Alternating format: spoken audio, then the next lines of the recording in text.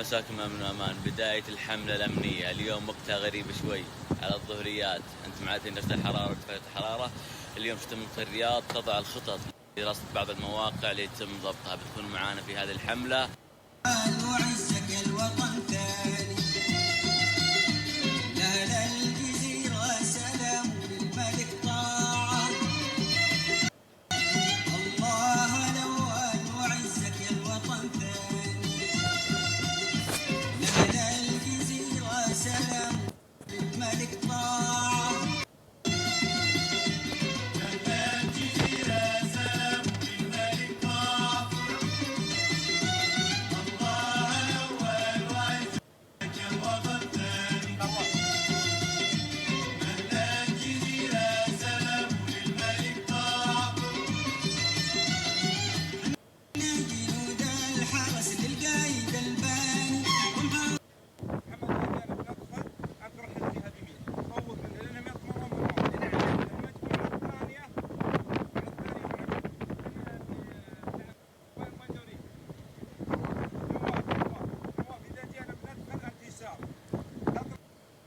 بداية دخول الحملة داخل سوق الإبل.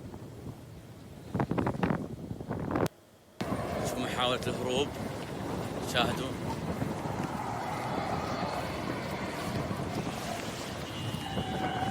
البحث الجنائي شوفوا كيف تم ضبطه. القبض على مجموعة من المخالفين في هذا الموقع. هذا الموقع يحملون أسلحة بيضاء وبعض من القضايا الجنائية. اليوم حملتنا داخل سوق الإبل.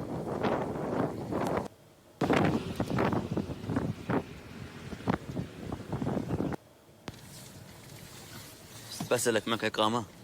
لا عمي ما عندي. ما عندك؟ وين كنت تشتغل أول؟ عند عمك هنا عند الإبل؟ عمي عنده إبل. طيب. القبض على مجموعة من الأشخاص مخالفين نظام مولع.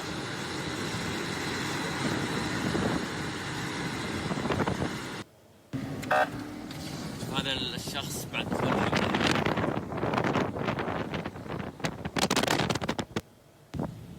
تم ضبطه من قبل الحملة الأمنية.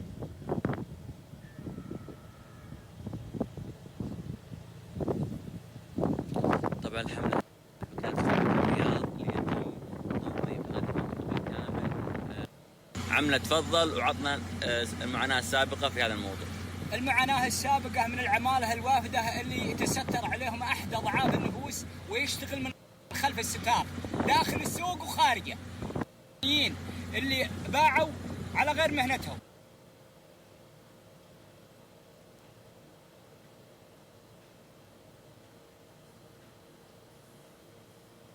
إنه فيها ناس منهم هربوهم من كميين اللي خلف السنين اللي باعوا على غير مهنتهم واشتغلوا وتستروا خلف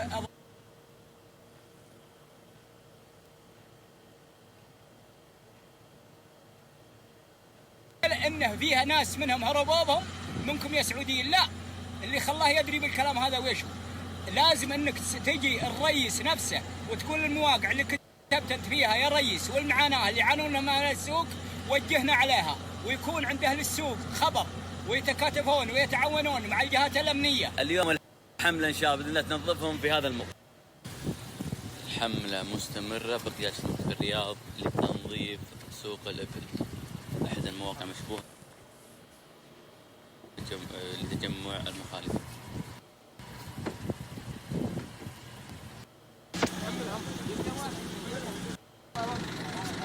هذا الشخص يحاول أن يدفع رجل الأمن حتى يفكه.